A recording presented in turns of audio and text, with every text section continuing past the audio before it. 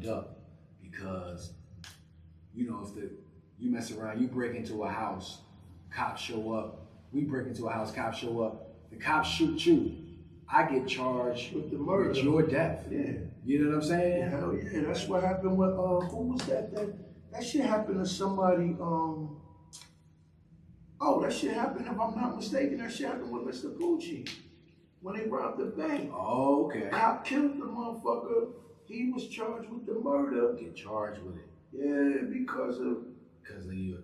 But that's bullshit. It is. You decided to pull out your gun and kill this person over property. You know what I'm saying? We break into a house, and then what we doing? Yeah. We stealing the TV. We do all right. So you decided to kill this man.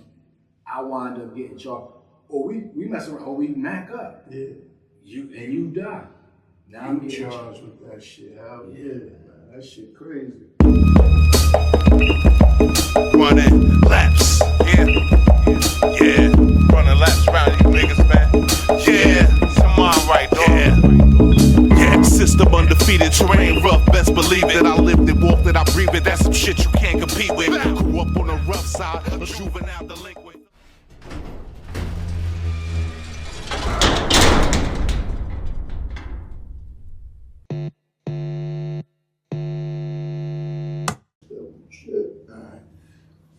All right, we back. Welcome to L.A.P.S, Life After the Prison System. I'm your host, Jay.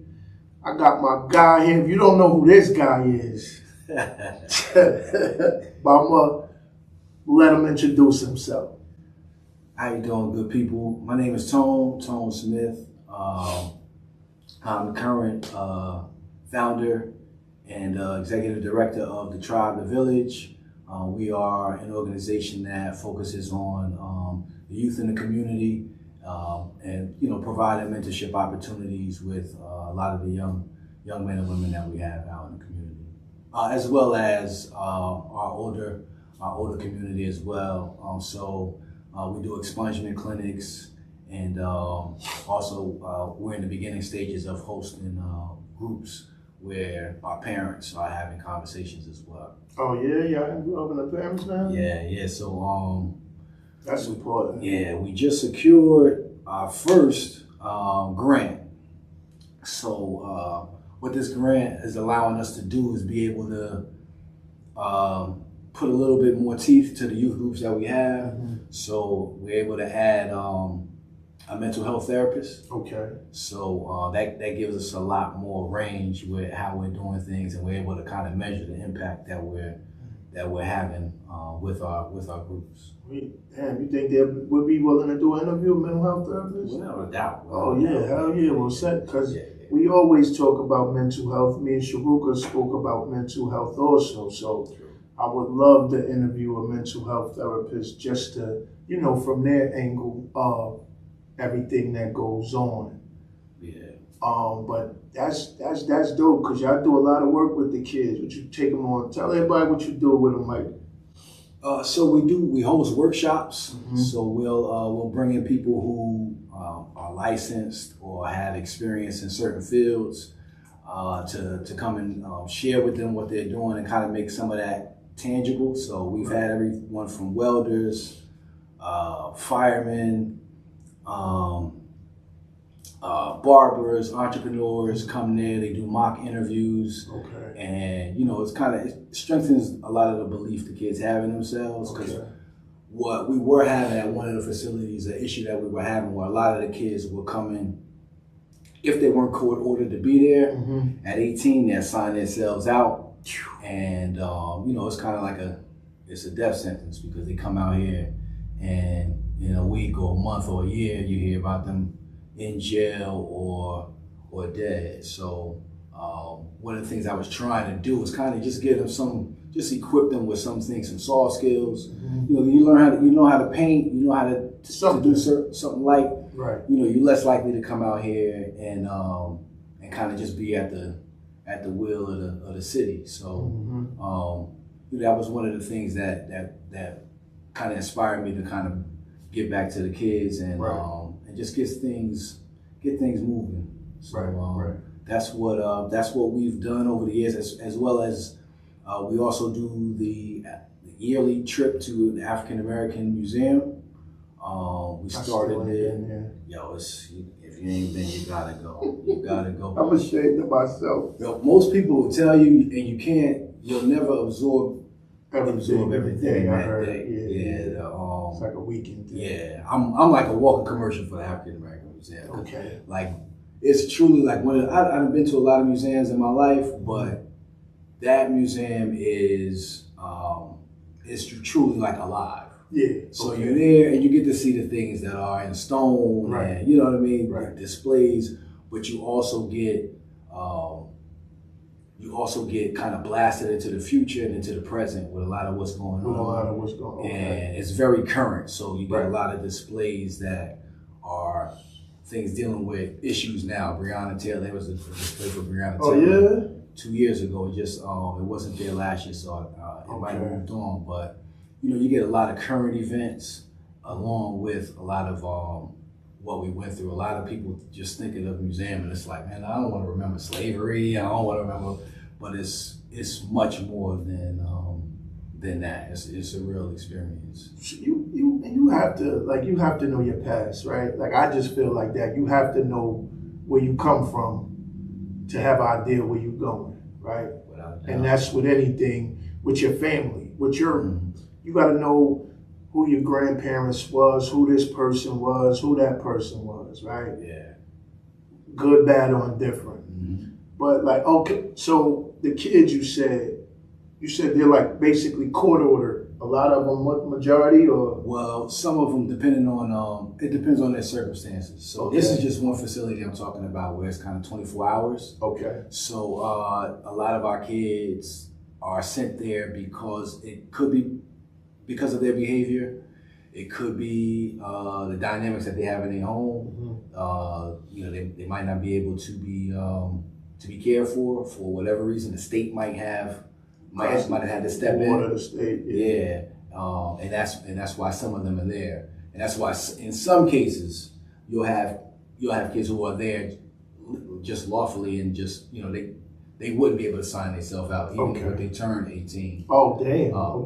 Yeah. So, but you have issues. You have a lot of kids who are just kind of like they're out here. They've been raising themselves, and they get put in this system. We talked about it the other day about the pipeline, right? But they get put in a system that kind of just is housing them, keeping them alive, keeping them non-violent, and just doing their best. But not much education, not much is pouring into the person. Right. So a lot of what's being done is they're just being housed. Yeah. And it's a recipe for disaster when you have people suffering through the traumas that they've experienced just whatever to get they're there. going through. Yeah. So that is the situation at one of the facilities that we worked with. Yeah. But that's needed. At least there's something where like you're trying to do something where they can get that help, right? Where they get that help. And even when we was talking about the pipeline, I actually spoke to an educator. They declined me. They didn't believe in it. Yeah. Right? They didn't believe in it, but they did say a couple of things that kind of resonated with me. One, they said, a lot of times the parents at home rely on the teachers in the school to do too much or to do a lot with their children. Yeah. Right? I understand that in a sense because I know my parents didn't play that shit, and I really never did it either. Like I don't like they just holding on to your kids while you at work because most people work 8 to 4, 9 to 5, 10 to 6, whatever, right? Yeah. Just like our parents did most of the time, and they're just there to watch your kids and in a sense. So I understood what that point of view where she was coming from. But I also look at it like I kind of agree. Like we can't rely on the school to teach our kid everything. We have to check and make sure and keep account of our kid because we was when that light come on, when that pole come on, You in the house. Yeah. Yeah. You go out 8 o'clock in the morning, they ain't give a shit, right? We used to be out 8 in the morning in the summer. Yeah. Till 8 at night when that street light popped on and you had to be in the house. Or if you ventured off, it's like, yo, hey, I'm going here. Like, your parent knew where you was at. Yeah. A lot of them don't even know where their kids at these days. It's man. different, man. We I think it's just the teachers get squeezed in between the parents and the administration facility, right? And you wind up in this position where you have your parent wanting you to work some kind of social miracles, and you want the administration to work, these academic miracles. Right. And you start, you hate to break reality to the parents. Mm-hmm. The administration don't want to hear reality. They want results. So you get put in this position where your job is this thankless existence where you're trying to meet numbers and quotas, when most people that go to school to be teachers, to be educators, mm-hmm. that's not why you're there. Right. You know what I'm saying? You're there to build learning environments. And it sucks, it kind of saps the energy out of you when you get put in these positions, and it's so political, and it's so, that it's just so much responsibility heaped on you. Right. And like you said, the dynamics change, man. Like we're from the latchkey generation. You know what I'm saying? You come home, you do your work. Your older sister got to be kind of like mom, so she helping you with homework, getting you fed, and but at the same time, there was community, it was family, and it wasn't so much, right? Yeah. Nowadays, you might not know who your neighbor is. You don't know who the person in the apartment across from you is. You don't know their situation, so we kind of fragmented. Yeah. Now we are. Yeah. Now we are. I don't understand like where. I always try to figure out where that comes from, right? Do it come from just these new age parents, or like these, these kids under us as crack babies had kids, and so I kind of blame it on drugs and rap music sometimes, right? Like I'll be joking, but I'll be serious. Yeah. About it, because shit, I always tell the story of like cursing 3 blocks from my house. Mm-hmm. And my grandmother knew when I got home. Yeah. Right? Mm-hmm. And knew that I told the lady, you don't know me. Mm-hmm. Needless to say. You survived. Yeah, I survived, right? But also what she said, the educator said, was that, which I didn't know, that I think she said they take 3rd and 4th graders test scores to see how many more prisons or how many more beds they need to add them. Yeah. I've never heard, and I'm like, what the fuck? But when she said that kind of proved the point of, right? Because it shows the investment. If you got that much investment to hold a study, mm-hmm. that's going to prepare the state or privatized company to earn revenue for bodies that are not yet in situations that push them into those kind of circumstances. You're already telling them your environment will send messages to you of how much it respects you. Right.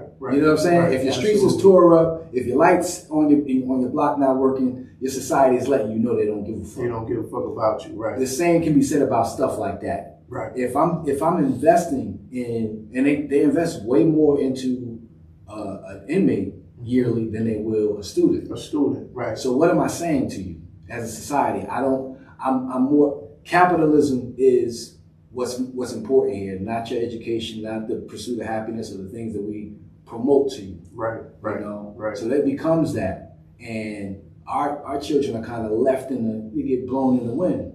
So it goes back to what you were just talking about what was it as far as this generation. Yeah. So this generation is one where we talking about after us. They're really not.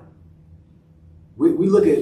I think it's like just kind of like our duty as a generation to look at the next one and be like, man, y'all weak, or y'all ain't this, or y'all, homicides is down, theft is down, all these things that we experience heavily is down. The area we talk about 2001, 2002, everything is down. Yeah. And that's because we're just coming out of this epidemic. I had a conversation with my homeboys the other day, and it just seemed like all of us, we either got aunties, uncles, older cousins, somebody who kind of got swept into that drug era. And that's not coincidence. It's not you know what I'm saying? A lot of it, we individualize it and like, that's the uncle that did something, he was weak, he fell on hard times, but it's not a coincidence. Right. So we're the survivors of a lot of that. We are. And the kids coming up under us they never seen that. They haven't seen the blocks like that. Experience. You know? Yeah. And they're so astute because of this technology that a lot of the stuff that we endured, they're looking at like, man, I don't want to be a part of that. Right. So we got to adjust experience. Your kids is like this generation, what is it, Z? Like is our kids Z? I think is Z, and then after them is Alpha. Okay. So Z is like 2009, right? 2012. Okay. So I guess my daughters is Alpha then. Yeah. So they looking at us like, y'all, they don't want to work like we worked, because they're looking at it like we got duped. Our parents, they could work at the post office, have a job, have a car, a house, a wife, kids. Well, the wife don't work. Right. You know what I mean? Right. And they had their American dream. Yeah. We got sold the same thing. Right. And all we got is the debt. Try to buy a house now. Look at the cars now. Those things don't exist for us. Nah, I don't. You know, so that our generation is looking at that. We've been trying to fix it. The next generation is like, it's broke. Yeah. Like, what's up with that? Yeah. Why are you doing that? Yeah. And they're ready to tear it down. So that's where I think a lot of our friction comes in, because they're not as weak or as fractured as we think. They're looking inward a lot more. That's why, though the homicides drop, the suicides is up. The suicide rate is up, and certain crimes are up also. It's just, and again, like, we know it's engineered, right? We know it's all social engineering.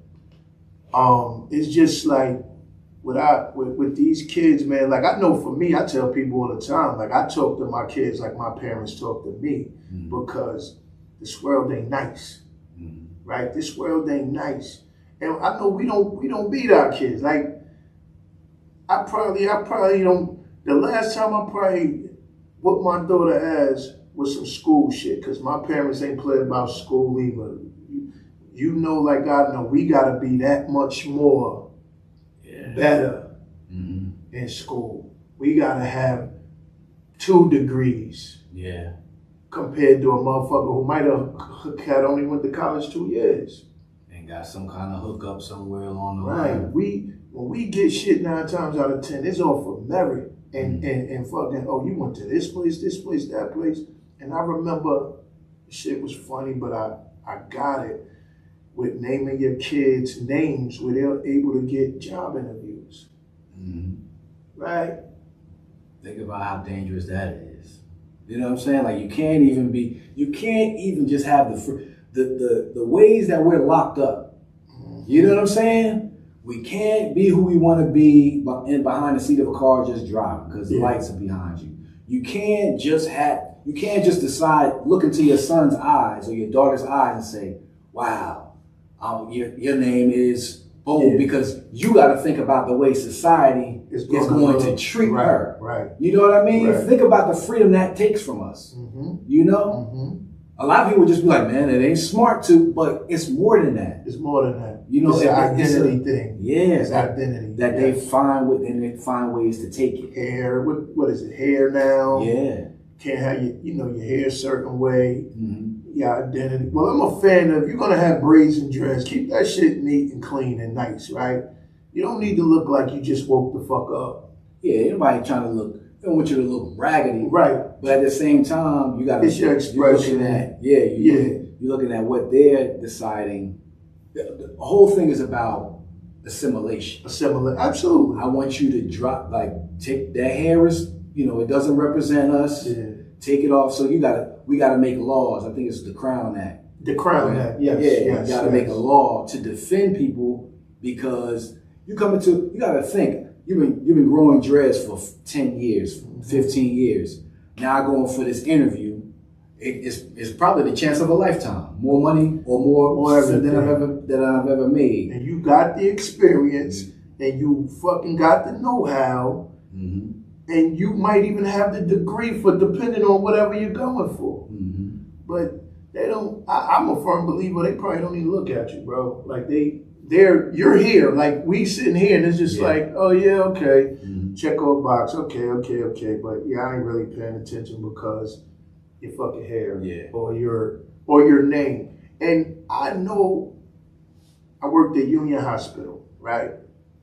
And I remember I was surprised I got the job, but one of my coworkers told me that they thought my first name, they looked at my first name and thought it was Indian. So that's probably the reason I got the fucking interview. They was like, we was expecting an Indian dude to walk. Wow. Swear to God, my coworker told me that. We was expecting an Indian dude to walk through the door when I came in. Like, word? Like, yeah. I was like, I mean, work for you sometime. It worked in this instance, right?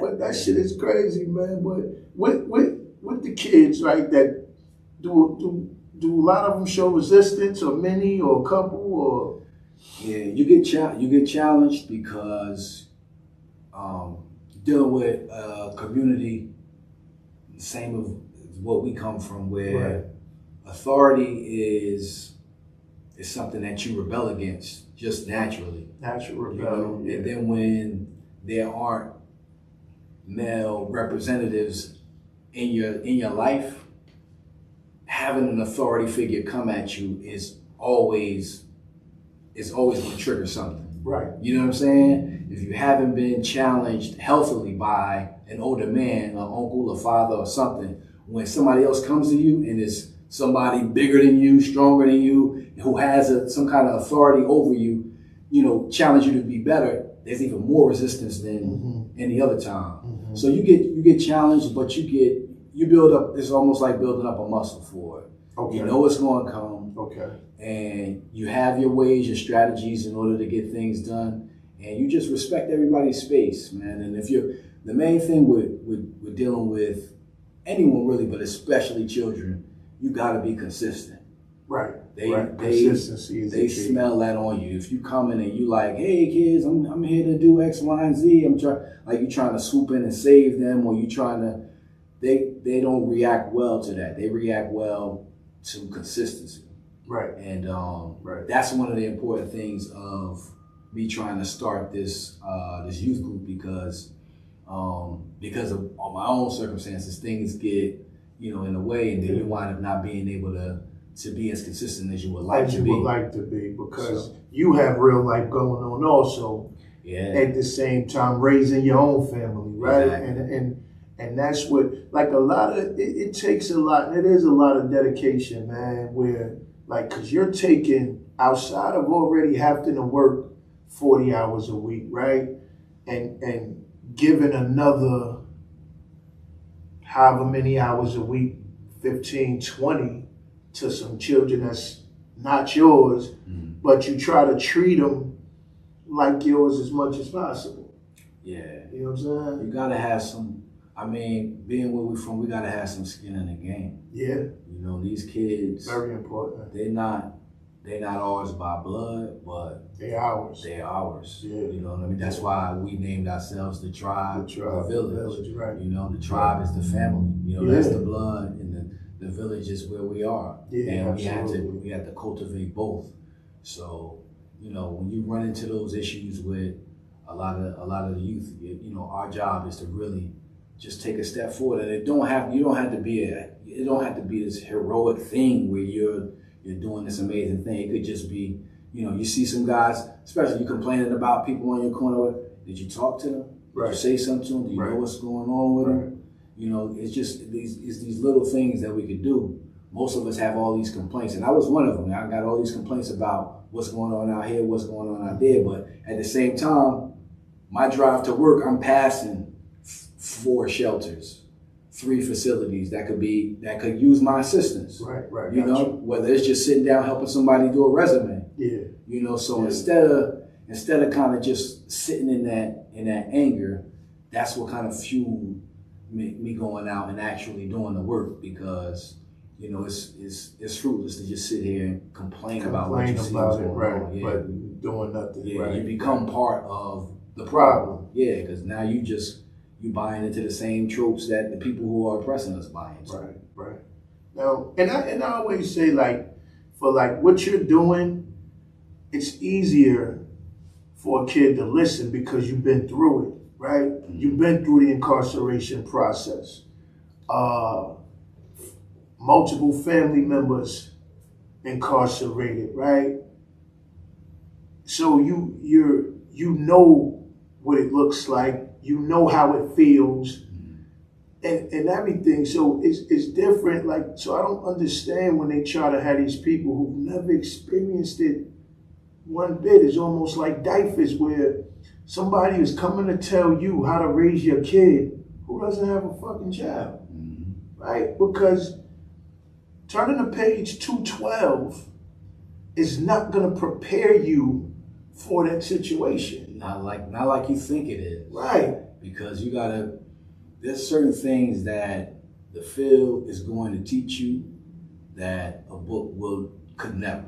Right. You know, and even putting somebody in that position, especially when you're talking about plopping somebody from another culture into your community, and they're the deciding factor for what you have, that's another dangerous thing. That's very dangerous. Because they're judging us off of, and that's a white-centered point of view. Right. So what happens is their behavior becomes the default.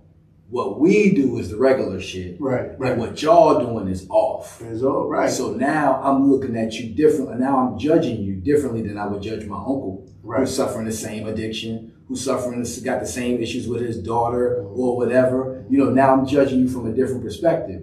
So then that carries on into the courts. Yeah. If I'm on the jury and I'm from Morristown, and we here in Essex County on trial, and I'm hearing you out at 1 o'clock, not considering the fact that you might be at work or anything. Right. Now I'm looking at you like, well, why are you out here? Right. You know what I'm saying? Because what are you doing? What was that? Nothing's good outside after, what was it, 10:30 or something they used to say? After 10:30, you're looking for trouble. What if I'm coming from work at 10:30? Because I work 2 to 10 or 3 to 11 or 4 to 12, because the 9 to 5 shift no longer exists. Yeah. Right? Or I'm just coming from my people's house. I went over there. The game ain't over until 11. You You got a problem with me walking outside? Like, I can't be outside without there being some kind of nefarious act taking place. Something taking place. You know? And within our culture, we hang out, play cards. Spades might not be over to 2 in the morning. We like to listen to music. Like, black people time is listening to music, playing cards, couple of sips, and right? Yeah. And so you walking, like you said, you walking down the street, you live around the corner. So you walking around the corner at 1:30 in the morning means something, you're up to no good in this neighborhood, which is crazy. Yeah. But that's why juries are important, and the places where they get plucked from are important. Yes. Because if you're on trial, or if there's something going on where you're being accused of something and you're in Newark and I'm from East Orange,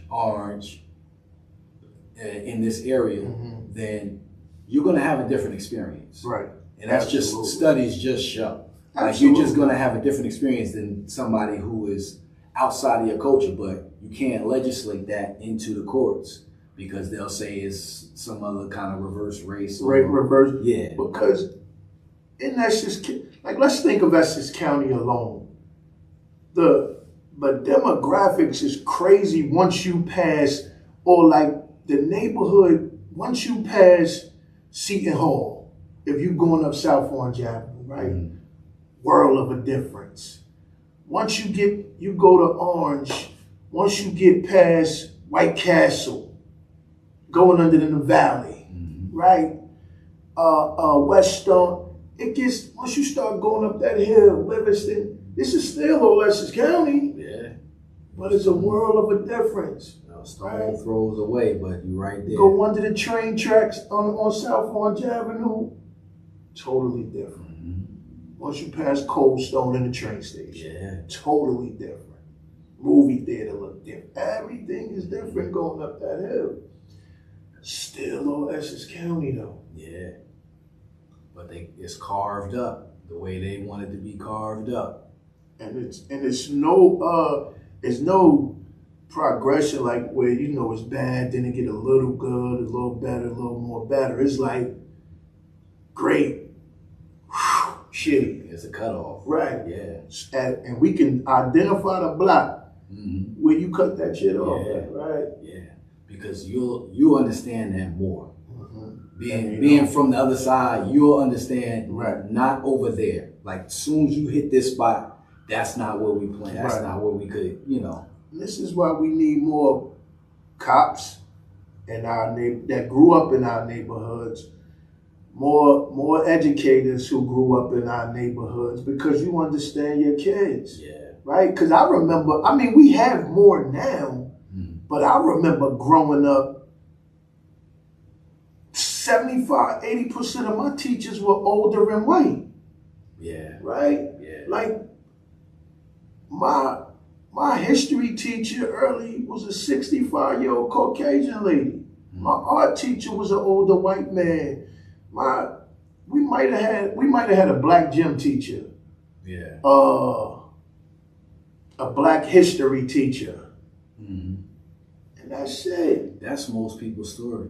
I feel like East Orange in the 80s was a little different because I never had black male teachers.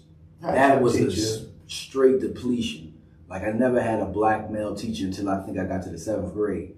But I had black women that were in the classroom. Right, right. You know what I mean? Yeah. But like you said, pulling somebody from another culture and putting them here to educate you, there's always going to be a wall. Yeah. You might be teaching me social studies straight up. You might be teaching me math straight up. But there's something separating us, and there's a disconnect that a teacher that's from my community with your experience or without your experience can give me. Can understand. Yeah. Even when we coming up, the so-called disruptive kid, right? He might be hungry.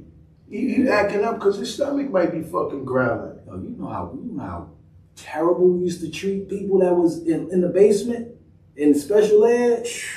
Like, I'm talking about down the line. It wasn't just the kids. Yeah. They got treated different by everybody. The security guards, the teachers, the administration, the way that they would create a space for them. Everything was basically preparing them for a world that was going to be rejecting them. Right, right. You know what I mean? Like the 80s, to be in special ed in those classes in the 80s was very different. It had to be hell because you really was living a different existence than everybody else. Right, you said basement. Like they got you in the dungeon of the school, right? Yep. It's one of like when you watch them fucking movies and Igor or whatever his fucking name was, he come out for a little bit. They ain't even get to play with you the same time. They didn't get to play. Yeah, they wasn't playing with us at the same time. It just was. It was a different treatment. And Hart Middle had a swimming pool, so they ain't even get the experience. Y'all know. Right? They ain't even get the experience all of that. Never seen them in the pool. Like, again, you play separately. Like y'all play, or like we went out 12, they went out 12:30 different lunch periods. Everything, man. Yeah. So you automatically created separation, right? And amongst a kid that you probably walked home with or lived on your block. Yeah. But what they weren't getting is coming back to what we're doing was that emotional regulation. Right. Okay. That's the whole concept of what we're trying to bring to the community. So that, and it's not this thing where, oh, this is for a troubled kid. Like emotional regulation is for everybody straight across the board. Right. If you ever been in traffic and ready to pull over and pop, you know what I mean? Yeah. Like ready to pull over and get out the car, then yeah. you're somebody who requires emotional regulation. If you're at the job and people are upsetting you to the point where outside of the job you're being upset, you can use emotional regulation. Emotional regulation is something that emotional regulation, resistance, those are things that we all should have in our tool belts. And our youth are definitely had a deficit for a lot of emotional regulation because they're kind of thrust into these worlds where it's all about adjusting, survival, you know what I mean? And once you're in that mode, it's hard to pull you out of it. So that's one of the things we're working on, being emotional regulation, emotional resistance, empathy. Those things are important tools to have, emotional intelligence. If you're out here in this world and you're trying to cope with the traumas and the triggers that you experience in this world. But with something like you said, coping with triggers and traumas, living in the hood is PTSD alone, right? Yeah. That they don't, but we just become so desensitized to the shit where you don't even see like people when they hear gunshots, they don't even run no more from gunshots, right? You got a lot of kids trying to figure out, oh, that sound like a 9. No, that sound like a 380. No, that sound like a whatever. Like it's just crazy, man. With like the kids today, and like, cause again, when we grew up, they'd be like, yo, get out the street, stop cursing, stop. You can't say that. Like you can't even say that to kids no more, right? Yeah. Or you got the parents that's afraid of their child. That happens a lot, right? Where man, listen, my mother and my father would pop the fuck. You know what I'm saying? Yeah. Listen, man, I remember my mother, we was moving and she had to go to work and she's like, yo, around this time, go see if you could, they send you to the store, see if you could get boxes from the store and shit. Black people, you had a bunch of boxes from stores, right? Y'all got any empty boxes, whatever. Man, I told my mother, I ain't get time to, I ain't get a chance to, something like that. Mm-hmm. My mother punched me in the face right where we stood, bro. Knocked my lollipop out my mouth. I'll never forget. She was like, I was like, I ain't get a chance. Right there where I said it at, coming out the store. Yeah. My pops fucking coming to school on his lunch. I'm running up, we coming in from recess or whatever. I'm running up the stairs. We racing upstairs. My father was standing right by the door. And kids, ooh, who father is that? Ooh. Man, when I got to the top of the step and I saw my father, I started crying, right? Yeah, you know what was coming. Yeah, it was, and they like, oh, that's your dear father. Man, I'm walking slow as shit to the door. He ain't yoked me or nothing. He just said, so I stopped by the door. He did one of them. Yeah. I stopped right there, and he was like, if I ever have to come back here on my lunchtime, it's going to be me and you. Yeah. And he didn't yell, said it with the easiest voice. It's going to be me and you. Man, nigga ain't never had to come back to school. Fuck again in my life, man. Yeah. Hands folded, feet to the floor. Man, listen. But it's crazy, like when you think about it, it's just crazy at how we came up and how a lot of these kids coming up now. And we had it rougher, we had it harder, right? Like with the shit we had to survive without, right? Yeah. Cell phones, cable, remote, whatever we had to survive without. We had to answer phones and we didn't know who was on the other end. Before call ID, right? Yeah. Hello? Hey, if it's so-and-so, I ain't here. Right? My brother got a story. Answer the phone. My mother like, I ain't here. He still give her the phone. Right, Biz? You know what I'm saying? But yeah, man, it's just like we have to like we gotta take care of our community, man, and also the narrative of like black fathers don't exist. That shit get me. Yeah. Right? They still look at it like, okay, yeah, we went through a lot of kids born in the 70s, early 80s. Mm-hmm. Your pops might not have been around. Mm-hmm. There's a chance. Right? Once crack swept through, that shit destroyed some of the strongest niggas you knew. Right? And it generations. Generations, yeah. Absolutely. And I feel like every few years they engineer something else. Ecstasy wasn't as bad, but you had people losing their mind off of X, right? You had motherfuckers losing their mind off of these strains of weed. Yeah. So there's a bunch of shit that is like that's engineered that kind of still got a hold on us. Like with weed now, like kids, like they gotta smoke, right? Like I'm talking, like you can't go a day, like motherfucker, wake and bake is crazy. Yeah, that's wild. Because you smoking weed before you wash your face and brush your teeth and wash your ass. Yeah, that's somebody trying to escape what's happening. You know what I mean? They might not even know it. You might, when you dive into certain things, man, you're not really looking at the outside of it. You kind of you don't realize that you're coping for something. That's replacing something. Right. You know what I mean? There's something going on. And what happens in the hood is it like reverberates a lot louder because you got people that are impoverished. Right. Yeah, I done seen people that smoke, that do drugs, and they're all right in their careers or whatever. It don't show through like it'll show through here. Here it's going to be amplified. Yeah. And that goes back to what you was talking about, PTSD. You know, these kids, it's a study, man. I'm gonna give it to you. You can put it on the bottom of the screen. Right. But there was a scientist who was doing a study on how PTSD in the mind of a child from the city is similar or even greater than the PTSD a soldier coming from war, a soldier coming from Afghanistan has.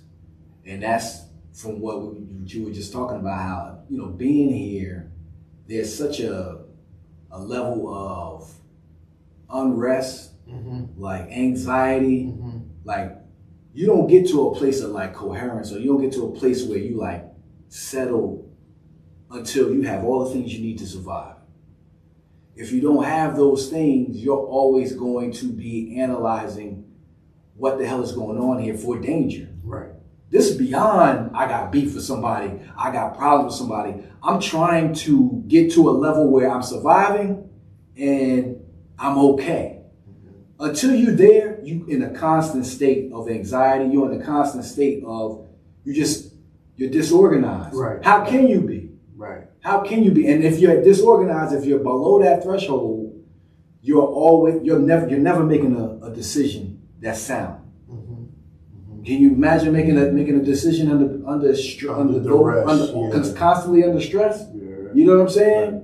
You got to drop back 3, you got to drop back 5 every time you make a decision. It's a lot more pressure on you than someone else. So the people out here are dealing with things, and a lot of us don't even realize it because, like you say, we normalize it. We just feel like we're walking around and we're good when we're in this constant state of anxiety.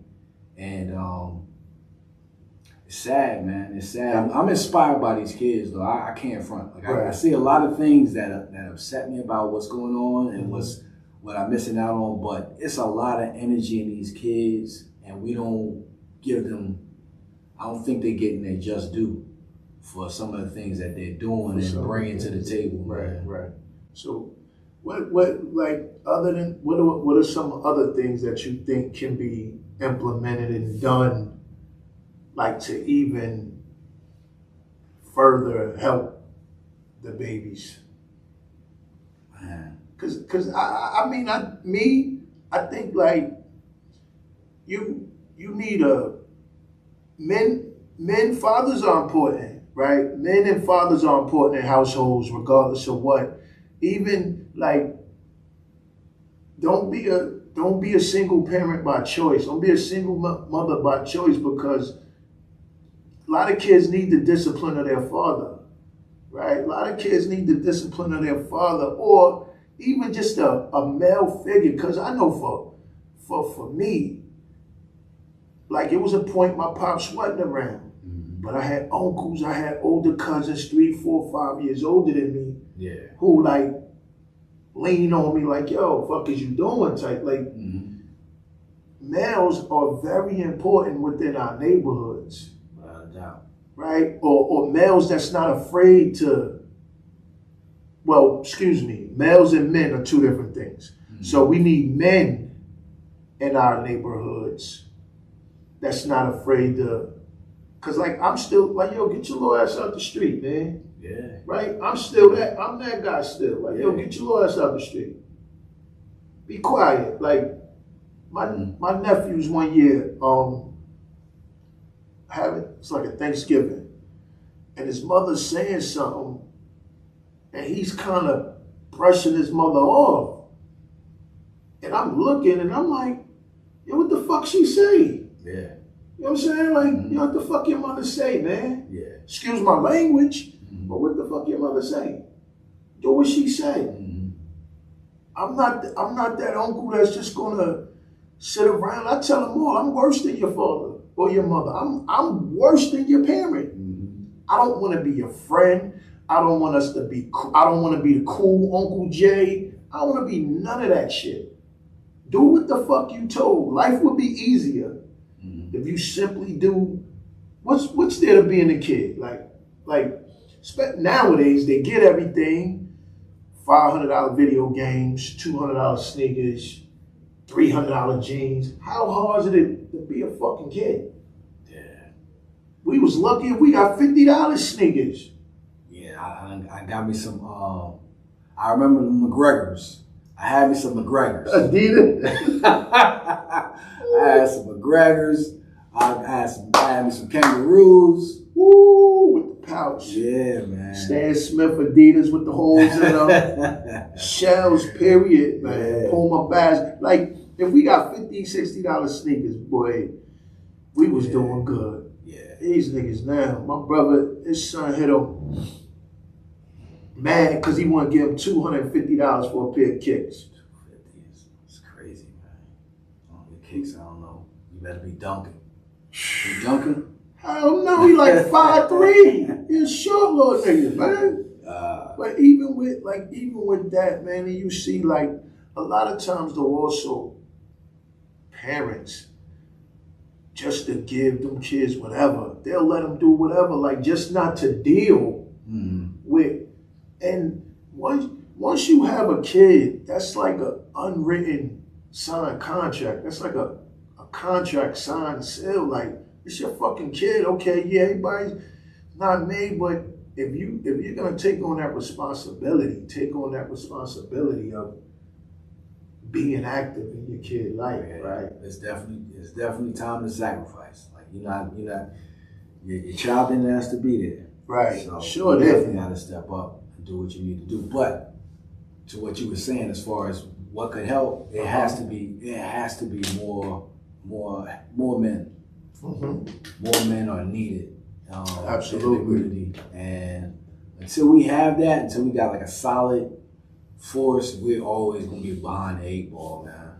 And like I said, I encourage people because it could get intimidating. Yeah. Give you a call, yo, can you come out? Can you do this? I swear to you, you don't have to do a lot, right? But you just gotta be present. If you can find something like that you can do and be consistent at it, it could mean a lot. And it's 40 million of us in this country. That's more people than they got in Canada. Right. So we have numbers to do enough. To do enough. Do enough. And the kids, they need it. They need that presence. And it's out here, man. There are plenty of people doing good things. I think a lot of us are scattered. Right. The work can become a lot, and there's burnout. But it has to be genuine also. Right? Yeah, it has to be genuine. Yeah. A lot of motherfuckers doing it because the paycheck that comes with it, right? And what also is needed is fucking people like Janine who fucking was out here doing the work and get locked back the fuck up because of court technicalities type of shit. And you take her from the streets, and I seen her physically doing the work with young girls, right? Coming out of her pocket, spending money, taking these little girls to lunch, like giving them listen, you don't think you could talk to your mother, your aunt, your sister, whoever? Call me. I've been through this, that, and the third. Yeah. Call me. You know what I'm saying? Somebody like that has to be utilized. Right. And then the time she was out, don't even go toward nothing. Oh, yeah? Hell no. She was out 1.5 years on supervised release, but none of that time counts. So for now, they're hoping that in this last wave of clemency from Murphy, that she can get it. Yeah. Like, I seen her doing the work. There was somebody at Returning Citizens last Thursday before last that I gotta get back there. Yeah, that received clemency. Oh yeah.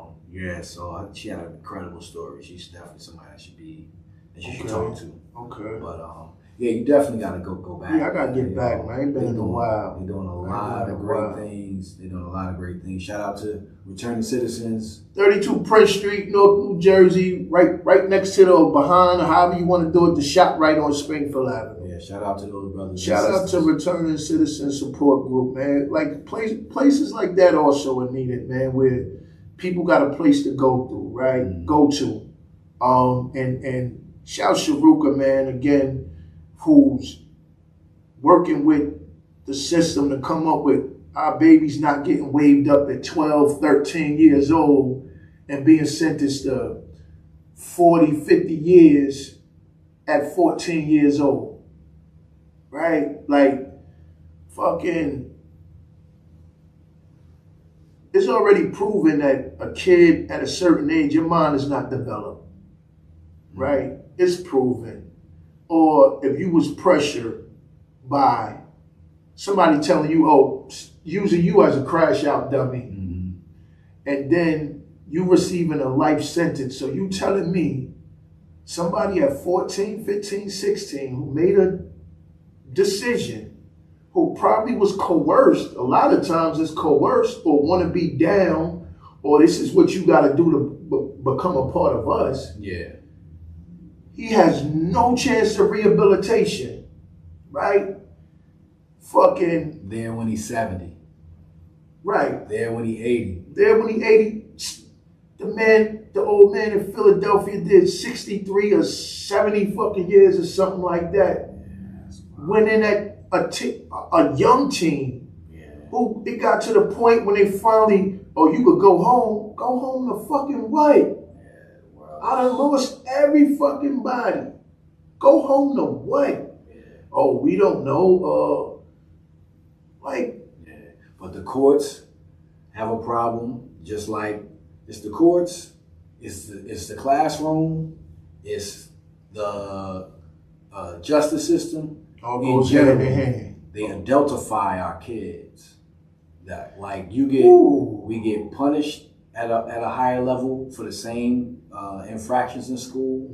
We get punished on the street at a higher level than our counterparts, and we get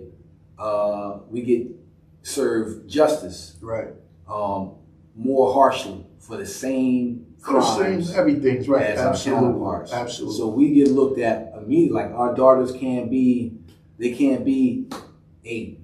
You know what I mean? They can't walk around. As soon as my son's shoulders got broad, I was proud and sad at the same time. You know what I'm saying? Like I'm looking at you like, man, you're starting to look like a man. Yeah. That should be the happiest moment of my life. But then you look in the flip side of how somebody else going to deem and look at him when he's outside. You look like not a kid knowing he's yesterday. an athlete. You look like a kid yesterday, Now you look like a threat today. But not knowing he's an athlete. Compare your 16-year-old with their 16-year-old. Your 16-year-old's a threat. Yeah. Right? Your 16. They on the same football team, the same basketball team, the same baseball team, whatever sport they play. Mm-hmm. But he's looked at very differently. And and the girls too. The girls, they get adultified in the same kind of way. I don't know if I'm saying it correctly, adultified, but they get looked at. They're not allowed to be as young as they grow are, up, right? To grow up, they have to prepare themselves for a world that's ready to, do the things that they want to do to them. But in my mind, we play a part in that, right? Mm-hmm. And the only reason I say that, because even having a conversation with the educator about like the uniforms, girl come to school, basically like, yo, you can't wear that to school. Mm-hmm. Your skirt is too short. Yeah. But this is the shit the mother boy. Mm-hmm. So they basically call the mother, yo, your daughter need, a longer skirt or some pants or some sweats or whatever. Yeah. Y'all gonna buy her fucking clothes. I buy these fucking clothes. We can't, right? Yeah. Like, I mean, we know our kids gotta grow up. Mm-hmm. But your daughter, right? And our kids develop at a faster rate. We know that also. Yeah. But still allow them to be kids, 13, 14, right? Yeah. Your daughter should not look like a 17 or 18-year-old at 14. Yeah. And it's always a tougher fight, I feel, with the girls. It's a fight. Your kids are going to try to be grown. Mm-hmm. Like, you know what I mean? Yep. It's just your son coming in the room with your boots on, it gets looked at differently than your daughter coming in the room with the heels on. Mm-hmm. Your daughter going to put on makeup, and it's like you're always going to have that fight. It's the women are much better at it, I feel, than us, because they're the ones that they probably experience some kind of sexual harassment, some kind of just overall harassment throughout their life. So they know they've been 13 and has a car pull up on them. Like, what's up? But if you're not equipping them, you got to for that, right? Some of them, like, we have them ones where they're dressed like that, but have no idea how to deal with it. With what's coming. With what's coming, right? Yeah. My daughter, I remember around, I think she was a junior, senior in high school. Around where we lived at, we lived off of 18.5. We lived on University Place. And at first, my wife, she ain't tell me what motherfuckers had said that my daughter told her mother. Okay. Right? So when she finally tell me, I don't know how long it had been going on, but when she finally tell me, it's like, oh, she don't even want to walk past this way because the motherfuckers outside the store, little comments get made. Soon as I heard that, I'm like, yo, we having Chinese for dinner tonight. You coming with me to the store. Mm-hmm. Walk in, let her walk in front of me. All these motherfuckers out there, let her walk in front of me. I go in. I tell her to order all the food. And all I do is turn around and I look out. I stand directly next to her and look out the window. Mm-hmm. And tell her to turn around also. We looking out the fucking window. Yeah. Any one of these niggas ever say anything else to you, let me know. What's crazy about that is she shouldn't feel more safe than walking around people that could be her older brother, cousins. You know what I mean? Right. She should feel safer than any time ever in those environments, and for some reason they don't. They don't. And when it comes to women, it's deeper than that. Because most of the times that something is happening in that vein, it's somebody that's in the house, somebody that's a relative, or you know what I mean?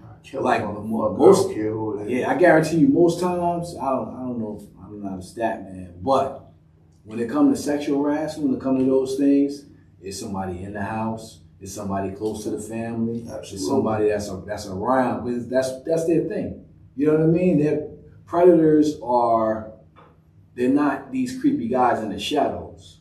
Most of the time, it's not. They're the guys that can sit down with you, laugh with you, bug out. They have character, because that's what gets them. That's what makes you drop your guard, and that's when they do the things that they do. So, listen, bro, I ain't never.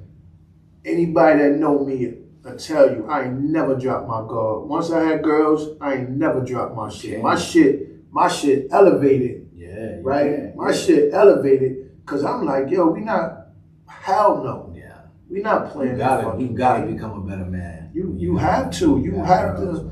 Yo, I tell people all the time, man, like, daughters made me different.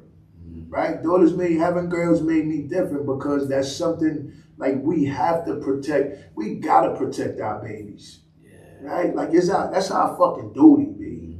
Right? Like however you can help with what you're doing with New Direction and all I'm doing with Safe Passages and all these organizations. I met some dudes in Brooklyn too, where your kid can walk to and from school safely. Yeah. Right?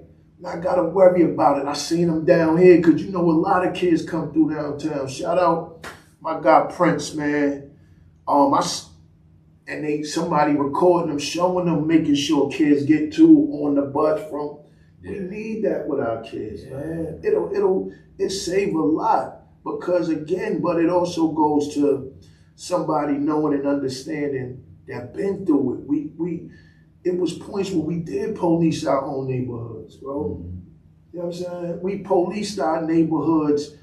It was a time where, like, and me and Sharuka took, where it's like, oh, the kids coming through. Y'all niggas relax. Y'all niggas put that shit up, chill. Ain't nothing being sold from this hour to that hour and that hour to that hour. Ain't nothing going on. Let these kids be kids. Let them be innocent. Okay, yeah, it might have been one that stopped going to school, ventured off, and wanted to hang out. Yeah. We had them. I never understood how a motherfucker dropped out of school anyway. That was something I never understood, because everybody in school, so why the fuck I'm be home? But, you know, why? So what you think about, I don't know if you've been following, there's two movements going on. One is dropping flags, and the other one is fuck the streets. What do you think about both? As far as fuck the streets, I mean, it depends. Like I haven't really heard about it. Yeah. But if it means that I'm not going to adapt to what's going on out here, the negative shit that's happening, then I'm all for it. Well, you know what I mean? But I don't like. What are we saying? Are we saying we're abandoning that behavior? Some of them, right? So the fuck the street shit, it's been recent, like this week, and if you on like social media, right, and somebody said the only reason motherfuckers are saying fuck the streets because ratting is at an all-time high, right? And I said usually the ones that's not saying fuck the streets, a lot of times the ones who ain't did much. Yeah. Right?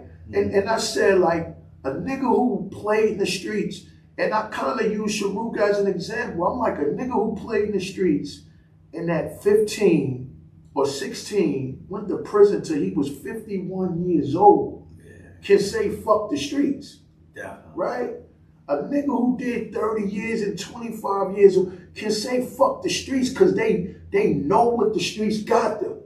Right? Heartache, pain, time, deaths, whatever. Yeah. A motherfucker who ain't really played in the streets or who ain't really suffered a great loss, like somebody brought up Boosie. Oh, what you mean? I said, yo, it's easy. You're not saying Boosie put in the work. Boosie made an order. Boosie put in an order. A young nigga went and handled his work. Who can't make a call? Yeah. That's what that was my. Who can't say, yo, what you want me to do? When you see him, do what you do best. If you know who you talking to, Yeah. right? If you know you talking to a killer, yo, what do you want me to do when I catch him? Man, do what you do best. Mm-hmm. Anybody can give a word. It's so hard, and people don't understand. Peace is a hard thing. Pushing peace is a hard fucking thing, right? Because at any point, you have to, regardless of the situation, you have to kind of push peace, right? Even with and I say the greatest testament of peace I've seen recently is fucking with Tut's niece. You heard about, Tut? Yeah, I know Tut. His niece was killed, was it last year? Like, I think they said it was like a domestic violence. This is what the news said, it was domestic violence, right? Where little boy killed, and it turned out to be Tut's niece. And I'm like, at that moment, the strength you gotta have to not do nothing or tell everybody to stand down. Because a lot of times, there'll be a motherfucker close to you or next to you that want to prove a point. Yeah.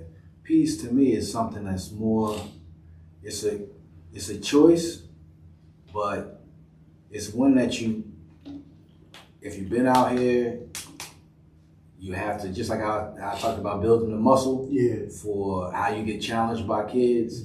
When you choose peace and in your mind, you always know it's the more intelligent path. But when your existence a lot is based off of reaction, and reaction is what got you, not just kept you alive, but got you maybe attention. Maybe somebody revered you for your reaction. Right, for your reaction, right. It's hard to pull away from that. And then, like I said, we dealing with tools here. So it's hard to be like, every time I run into a situation where I'm uncomfortable, I'm balling my fist up, or I'm going under my bed and getting that thing, or I'm doing this. Right. As opposed to, all right, now I gotta change. Now I gotta say, this person did something that I felt will warrant those things. Right. And now I'm choosing another path to that. Right. Whether that be just subtracting myself from the situation, right, or having a conversation. Those things take a level of strength that a lot of people don't have. Exactly. And it's something that if we were able to display it more and people could see it more happening out there, when somebody is having an issue or problem, then you're able to solve things in real time. A lot of times my kids argue at the facility.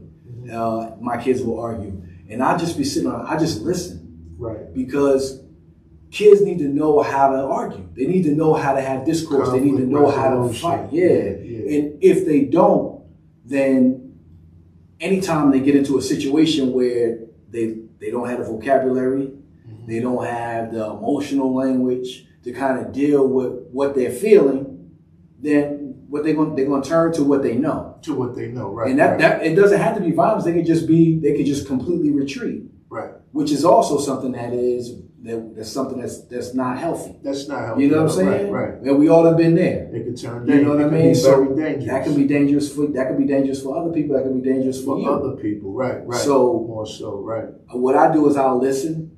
I'll ref maybe a little bit, and if I got to get in between, I got to get in between. Right. But it's important that kids find out about conflict resolution. Yeah, absolutely. And learn how to deal with that type of stuff. Because if you don't, you have to defend yourself. You have to defend yourself. No, I agree. But going into a situation and choosing peace first, a lot of times it makes all the other options obsolete. Right. You know what I mean? But we have to get to a point where that's seen as a strength. A lot of times people see it as a weakness. Right. But I think weak ones see it as a weakness.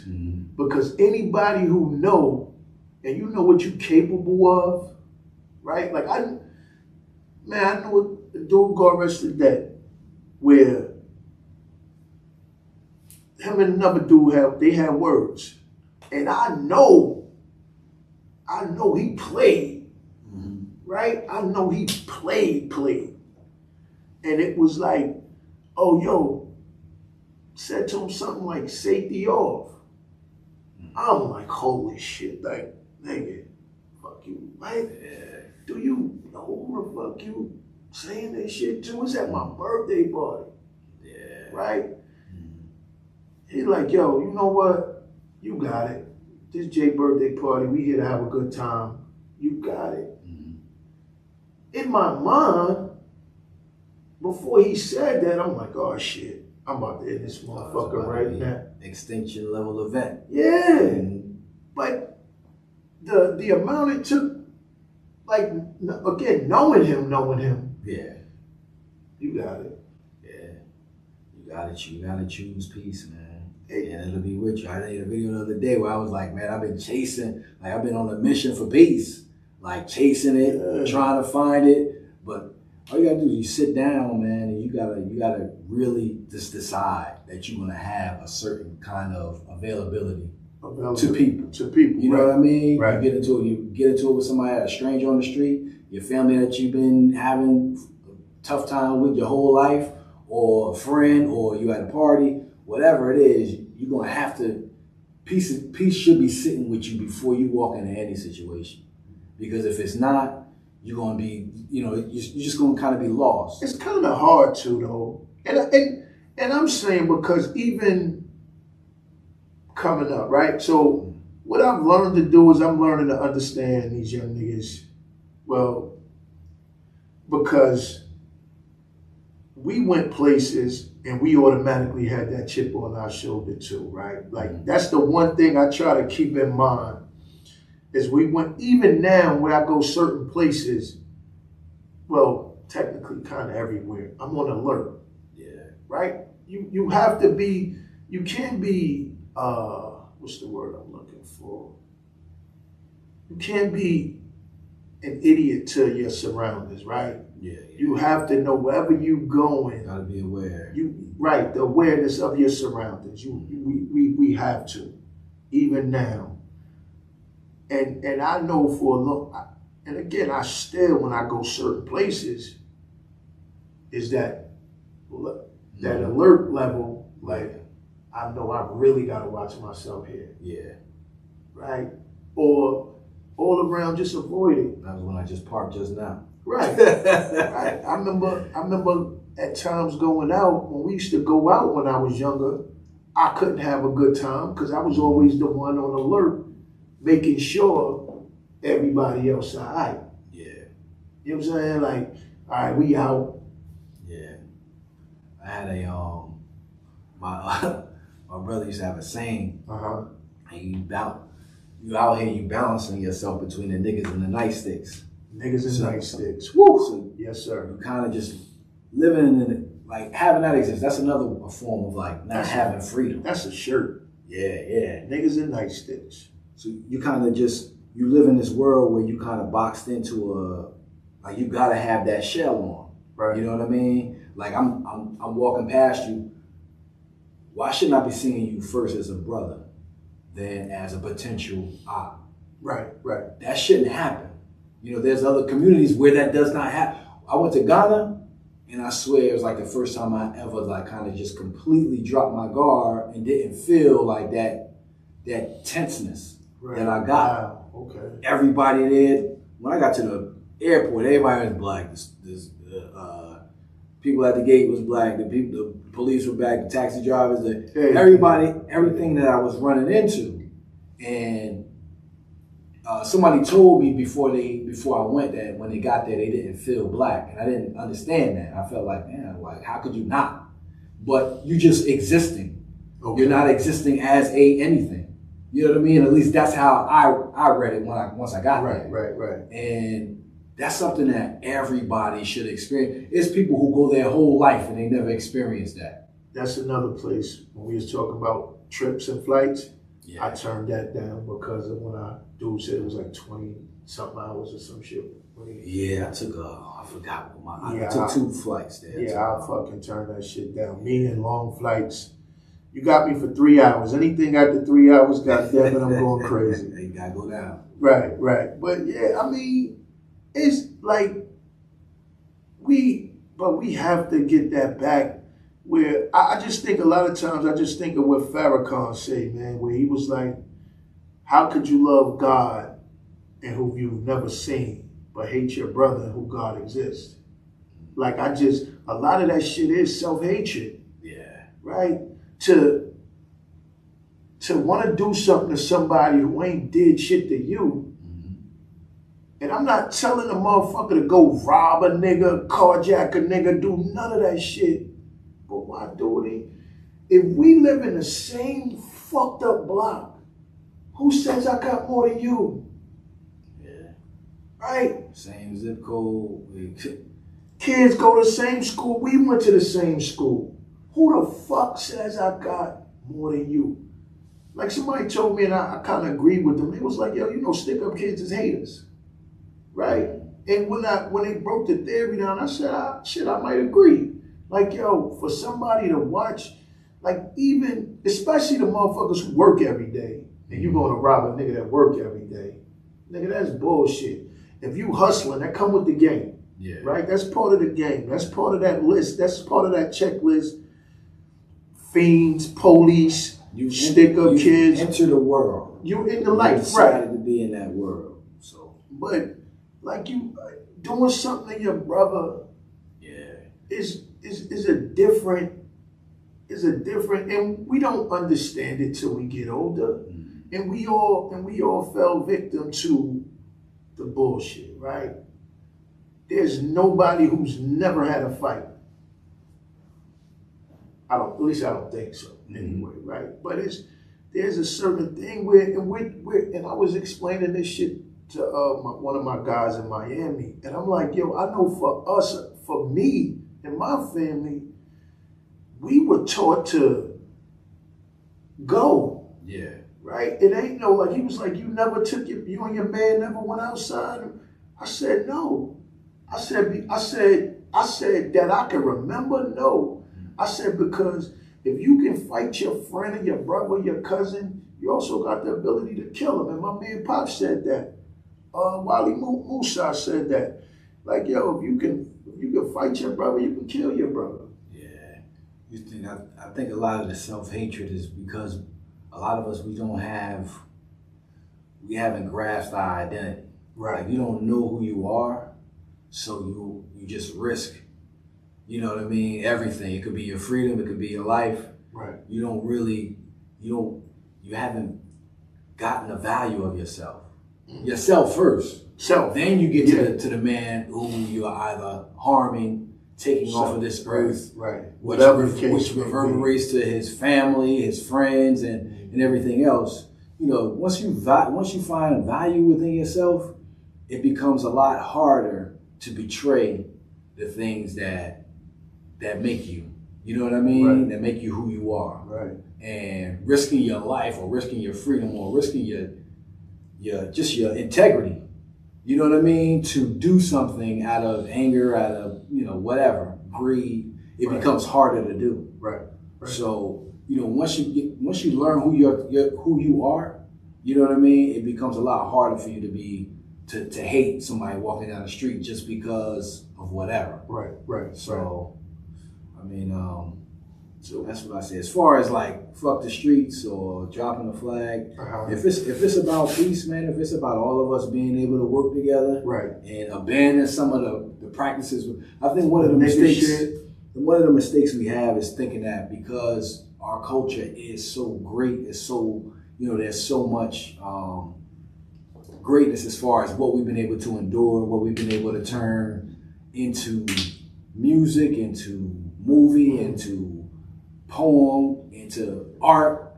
A lot of times we get locked into some of that and we don't realize that culture isn't perfect. Right. Culture isn't pure. Right. There's things that come along with it, there's traumas, there's things that need to be addressed. But it has to be addressed within our culture. You know what I mean? There shouldn't be nobody outside coming in and saying, hey, your women should dress like this, or y'all shouldn't be, you know what I mean? Because then it becomes a trope coming from outside the house. Standards of yeah. So we just had to take the helm and really control what is happening within our society.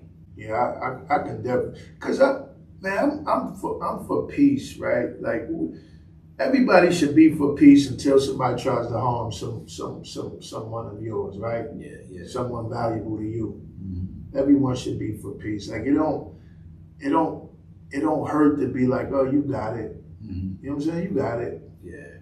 Excuse me, pardon me, whatever the case may be. It don't hurt to apologize. Yeah. Right? I apologize. You got it. Nah, it wasn't meant like that. You got it. Come on in. Like 2026, man, we should not have any issues with our people, right? We shouldn't have any issues with our people in 2026. We in 2026. We should not have issues with our people. We also, youngins, even older niggas, let's get rid of these fucking names. Killer this and this savage and what a murder. Like, let's get rid of these names, man. Like it also plays a part. To me, it also plays a part in the psyche, right? Because now you got a name that you're trying to uphold and live up to, right? Like I be thinking about like, oh, I'm a demon. Shouldn't be no demon time. Do you know what a demon is? You know what a savage is? Right? Like, that should be the last thing from your mind and your vocabulary. I don't want to be a savage. I don't want to be a demon. I don't want to be a killer. I don't want to be named none of that shit. I don't want no label like that. Yeah, some of the things that we have, it's just time for them to go. Yeah. We have to abandon some of the. It's mostly just what's happening, and you gotta consider that it's happening, but also where. You know what I mean? Yeah. What Jay say about crabs in a bucket, they ain't supposed to be there. That's not our natural environment. So we getting squeezed in these areas where anytime you see large, when you see a lot of violence, especially when it comes to what's going on in the streets, the common denominator is always poverty. Yes. It's never happening. It's not happening unless it's happening in an impoverished neighborhood. So we see these things and we see them happen. We just had a murder of a young girl and a very young child.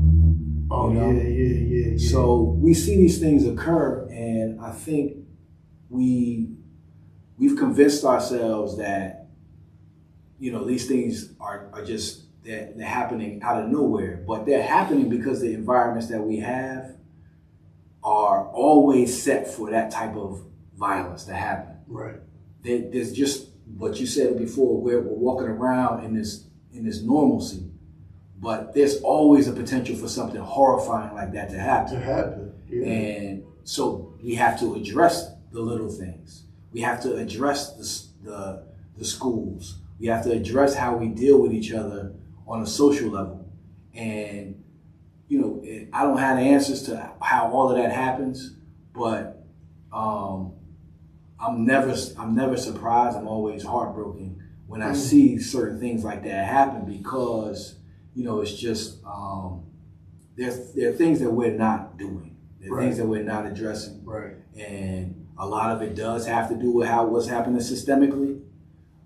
But there are things that we can do to fight back, and there's things that, you know, we can combat a lot of what's happening. You just gotta decide, man. You just gotta make a decision. Right. And I'm always go back to consistency, man. If we're consistent with the things that we're doing, like you've been doing this for a while, and you ain't been doing it out of just motivation. Right. You're doing it out of discipline, and you're doing it out of, you know, just the responsibility of knowing that people depend on your word, depend on, you know, the things that you're amplifying, so that things can get better.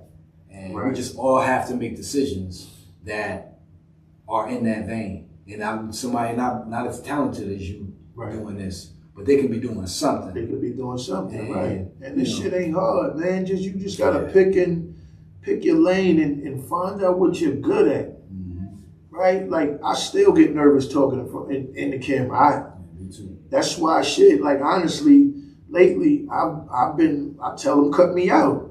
I don't even want to, you know what I'm saying? Because it was never my intention to be in the camera anyway. Because to me, it ain't about me.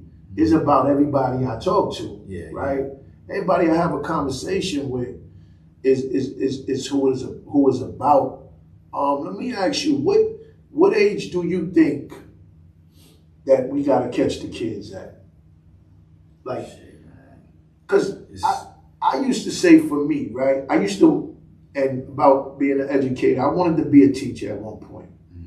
But I said I knew it wouldn't work for me because I could not stick to the curriculum. I would not stick to the curriculum. Gotcha. Because for me, I would more be teaching life skills and shit like that as opposed to, or Black history. I wouldn't be teaching the 5 people that they teach us, they tell us about every fucking year. MLK, who else? JFK. Martin Luther King, like teaching us for Black history, right? They tell us about Martin Luther King, maybe Malcolm X lately, George Washington Carver. Them the least people. It's like a million other Black people. That's the other thing that's wild about this time. You know, I think a lot of our kids, they know more about some history because a lot of the stuff is being flooded into social media. Right, so into the algorithm. Here we are. I had just posted something. I'm saying we took newspapers that was telling lies to wrap up history books that was telling lies. Right. You know what I'm saying? Because we just learned. We cracking these books open. That's a fucking fact. You know, we're cracking these books open, and what did we learn about? We learned about Christopher Columbus. Lie. He learned.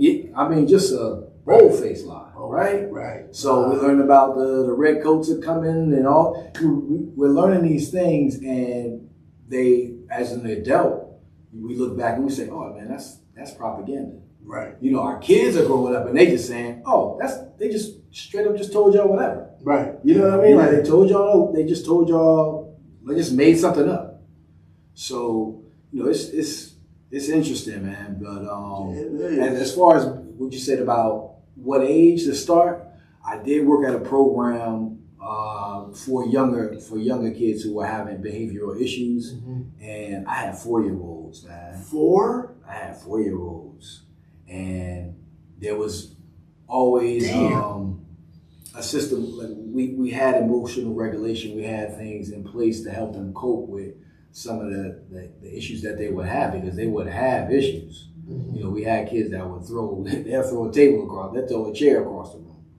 But, you know, we just have to, I would say as early as a toddler, man, but it starts at home. Yes. And like I said, if you're somebody who is, find out what you're interested in doing. You want to work with younger children, work with younger children. Do you want to work with the teenagers are like where I kind of can galvanize, because I relate to some of my errors that are where went wrong for you. Where went wrong for me is where they're on the cusp of. Right. So I feel like I have some experience, and I feel like I have some connection with them, some relation with them as old as I am. Right. But they're the ones that are really behind the 8 ball, because a lot of them are on their way to adulthood.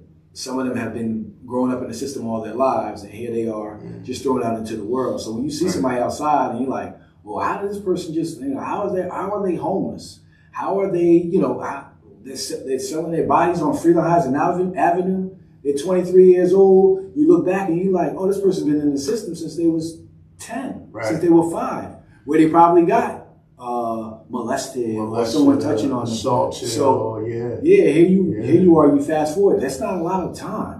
I remember working at that place I was telling you about, and this might have been a good 8 years since I stopped working. I was on the board of ed. Okay. And I remember us having discussions about failing our elementary school kids. Okay. So kids that were 11, 12, 10 years old. And here I am 8 years later, it's a helicopter flying over the place while we letting the kids onto the bus. I'm like, man, what's going on? Shooting happens, a kid dies, someone else dies. You're looking in the paper and you're seeing names that you recognize. Those are the 11-year-olds. Those are the 12-year-olds that we were talking about failing. Right. And here they are killing each other. So, there's there's a finite of time that we have, especially with, I don't want to say especially with our boys, because our girls need a lot of attention as well. Young boys need men in their lives to be able to guide them and teach them how to navigate life from a perspective of a man.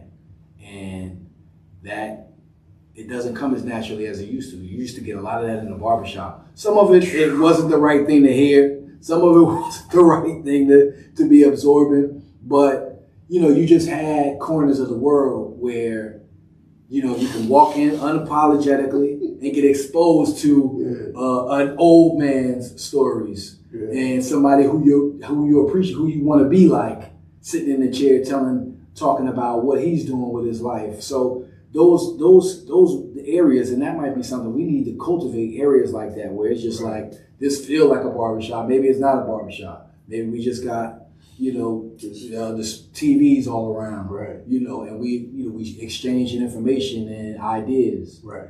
But those areas are really important, and they meant everything to us back then. Even the salon. My mother used to drag me to the salon. Driving to the salon, I'll be picking up Jet, looking at the Jet Beauty of the Week. That was life. Yeah. So those areas are areas where we learned a lot. I got a lot of game in the salon or in the barbershop, and we need to be able to cultivate spots like that so that they're healthy.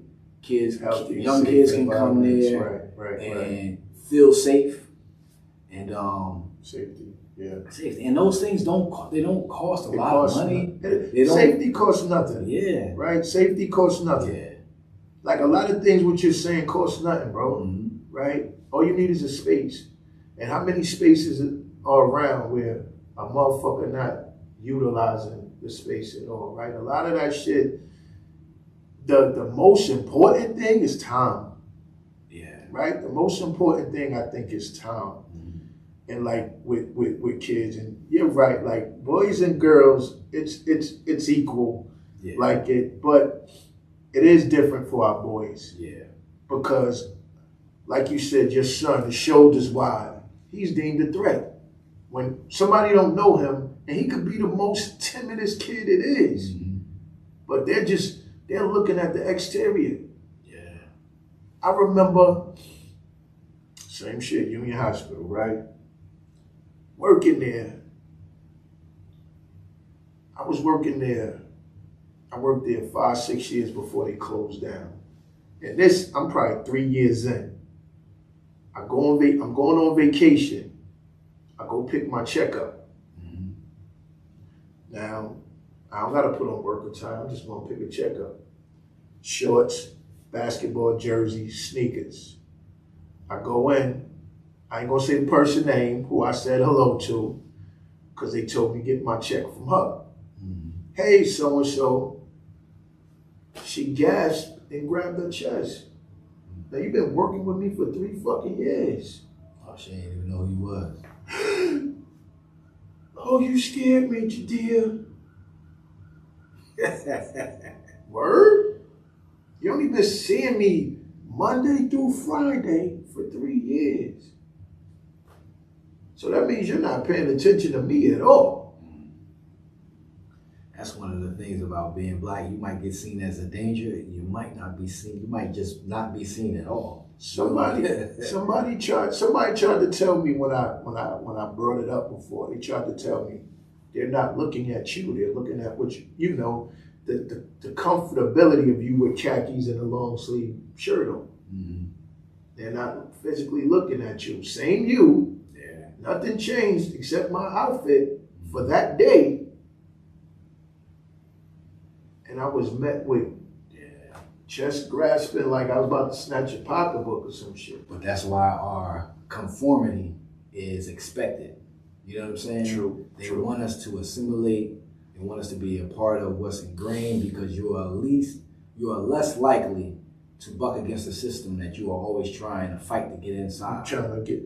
So you just, you just, the minute you stepped up out of those khakis, integration, yep. Straight up, now she's seeing you as just Jamal.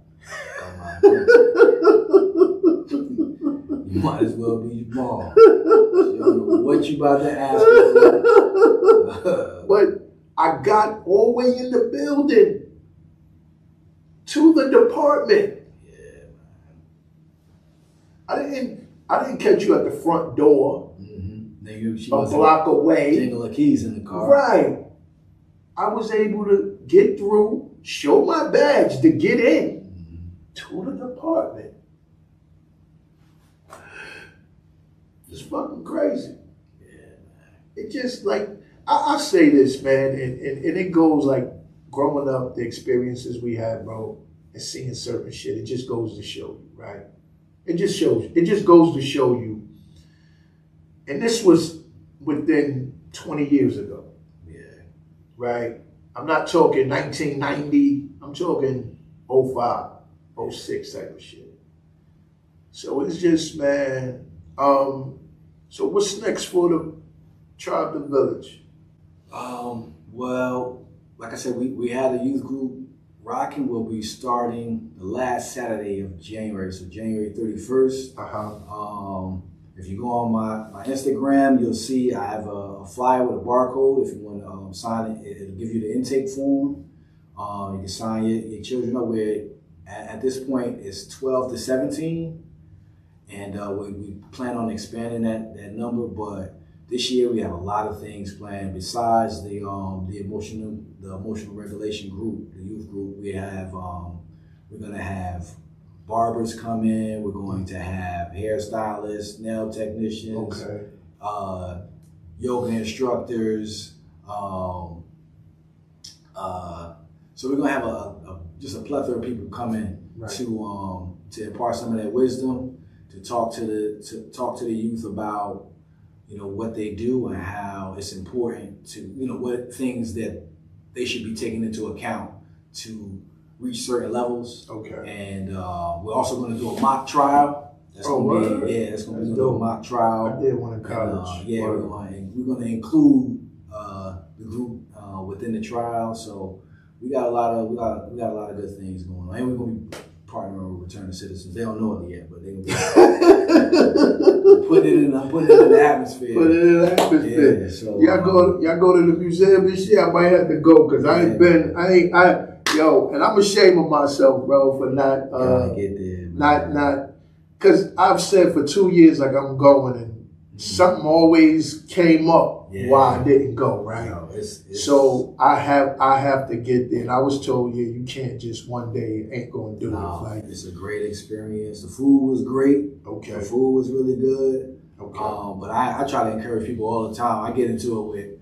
a lot of people. Oh, you trying to go down there to see that same? Look, it's an incredible experience. It's something that you'll definitely enjoy and take a lot away from. So go there, absorb it. You see, they're trying to sanitize it now. The minute Trump got in there, he started talking about taking things out and keeping things, So just, if it wasn't important, trust me, they wouldn't be trying to do whatever they're trying to do to it. So but the one thing I will say about that's why, to me, we have to become self-sufficient with a lot of things, because can't nobody take shit from us that they ain't give us no money for or no funding for, right? Yeah. If you giving us money for this building, and I understood one day having a conversation with Mr. Pucci. Shout out Mr. Pucci, who finally got off parole since he was 11 years old. And he's 70, I heard he like 77, 78 now. Yeah. Right? He was on paper since 68 fucking years, 67 years he was on paperwork. So he got granted, clemency and he's off lifetime parole. Beautiful. Shout out to Lottie Dow, also part of the Lifers group. I think he got off a lifetime parole also. And I think Sharuka also said he was granted clemency. I didn't know that. Yeah. And off the parole also. That's beautiful. Shout out Sharuka, man. Well, shout out. So I usually don't shout out public officials, but shout out Governor Murphy for, the clemency and getting all these people off parole, man. Like a man 78, 79 years old should not fucking still be on parole. Yeah, that's just common sense. Right? What is he going to do? Right? If you told him to run down this block, he probably took 10 steps, and that's no disrespect to Mr. Pucci at all. Right? But I remember he was saying, like, he was working with some people out. He lived in Patterson. He was working out with some people, and he said they didn't see eye to eye because his theory was, if you keep asking them and they giving, now they kind of control you to where, like, oh, you can't talk about that no more. We're going to stop funding. Or you can't do that no more. There's always that kind of threat. Right. So you got to be, the goal is always to be self-sufficient. Absolutely. Because you want to have, you have more leverage and you have less distraction. Right. So that's always the goal. But that only comes with collaboration. Like we never gonna have something as grand or intuitive as an African American museum of our own unless we decide, look, I'm rocking with you regardless of what. You know what I'm saying? Right. When you come in, what Malcolm said in The Ballad and the Bullet, he like, look, take that off at the door. Yeah. You this party, you this religion, you whatever. We have all of these things that we use to kind of pull us away from each other. To me, the biggest separation of black people is religion. Yeah, and what's crazy is one term that just came out of the works and is just toxic is the whole all black people, we're not a monolith. You know what I'm saying? You hear that, like, we're not a monolith, we're not all the same, so some of us do this and some of us do that. All right, that should be our strength. Right. Usually it's used as I don't believe in that. Black people ain't a monolith. I don't believe. No, that's supposed to be, that's Voltron. You got your power. You do this special. Yeah. I have this power. I do this special. But when we come together, we're stronger. And it shouldn't step on nobody else's toes. Like, I don't care who you call God, right? I don't give a fuck about none of that. If you're not in the same line of what we're trying to do, that's where my issue come in at, right? If you're not building, you destroying. It's that simple, bro. If you're not building, you destroying. And I don't want to be, I understand the Nat Turner theory, right? I'm going to just say that. I understand his theory. Yeah. And if you're not building, you're destroying. Yeah. You know what I'm saying? There's no reason that we wouldn't all have an issue that we all thought needed attention. Right. That if we decided as a collective to get it don't got to be the whole 40 million.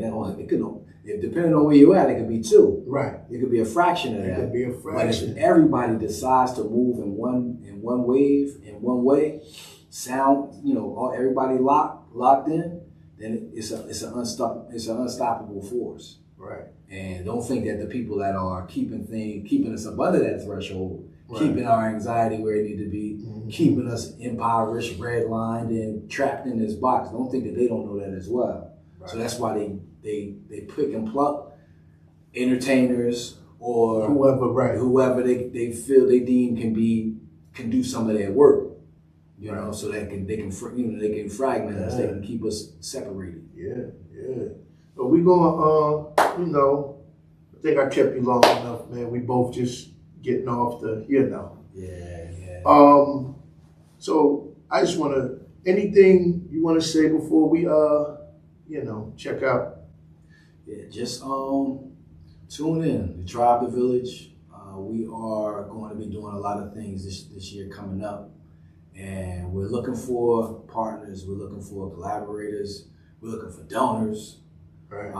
And just everybody enjoy the end of this year, and hopefully we all come out of this new year with a lot of bigger and better things going on. Right.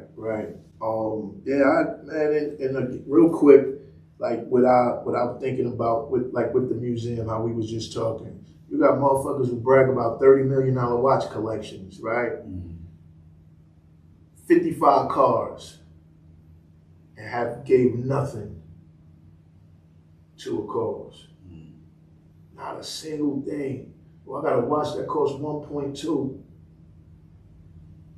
And what community of people are gonna remember? Like, you know what I mean?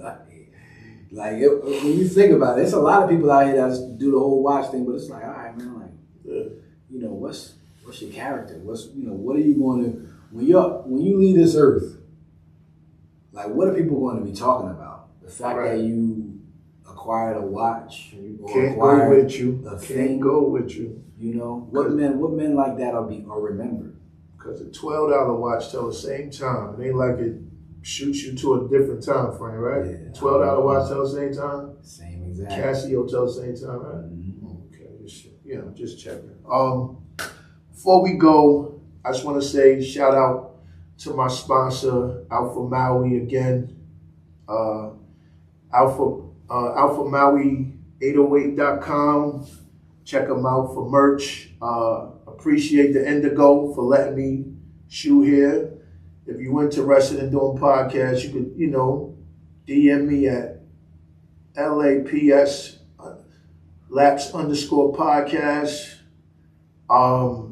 And just appreciate people. Thank y'all for the support. Tone, I always appreciate you, bro. Anytime, man. More life, more great things. And next year, up his grant.